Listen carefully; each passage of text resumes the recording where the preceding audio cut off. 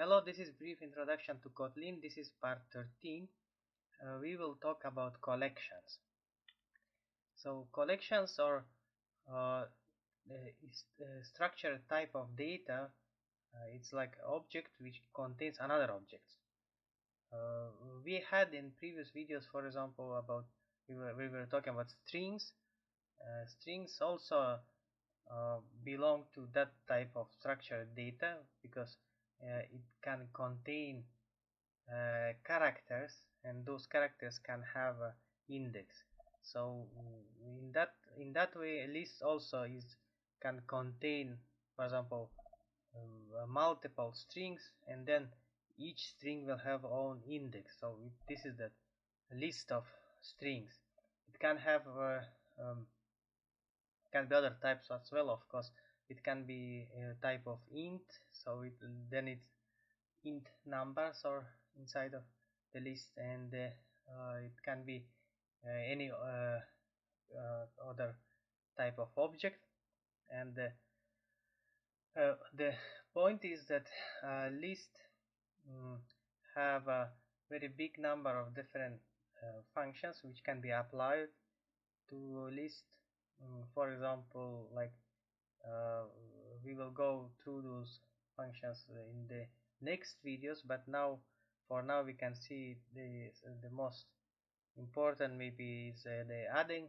So if we have here we have example of the declaration of a mutable list.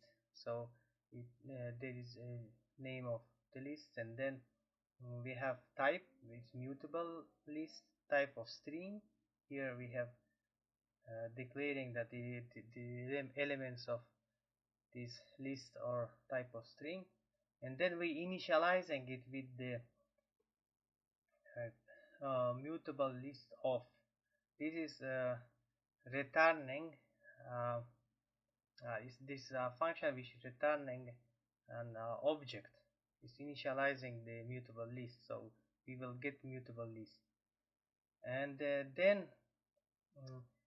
we actually can directly in the brackets we can already type the list of string, then or we can later add it just by using function add. And then there is declaration of immutable list. So this list is read only. Then we can also declare it like this, but without the word mutable. So it's just list type of string, and then we can initialize, and then we can straight during initialization we can add those strings, because we cannot do that later since it is immutable. It's just read only. And then to get a element from the list, we can use simply the function get, or the same if we use those square brackets. So here we can see how to create a list. So from the previous video we had data class actually here, and the data class, let's call it again person. The name was person. So we can use as a elements of type of elements of the list as this data class. So there was that parameters name, type of string, and then it was I think variable age, type of int. So now we have a data class, and then we can actually now declare a list of this person data class. So for we can call it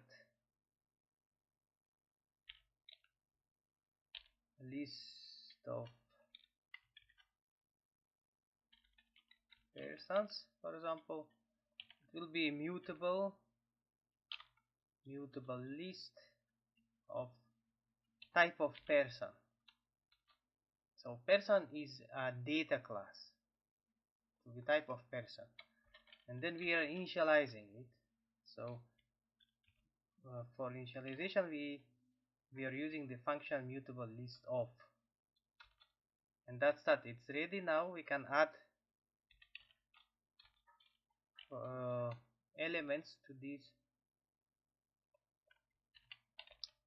list.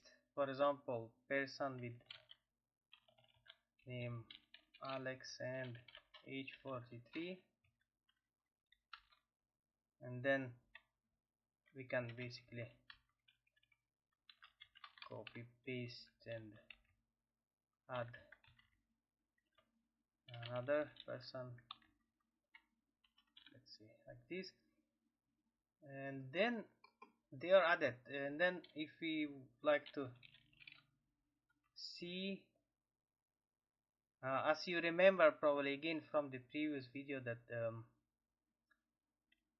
all data classes, they automatically they have these functions like toString, hash code, and so on. So toString, it means that if we print it, it will be if we print one element of the list, it will be automatically converted to the string. So now we take that list and we can print that first and then that second one. So indexes start from the 0. So first should be Alex and then Mike second. So as you see here, we have that first element and then second element from the list of persons. So this is how to declare a mutable list, and then how to add and read and print it. So thank you for watching this video. We will continue to talk about collections. It's a very wide and very important subject. So see you next video. Bye.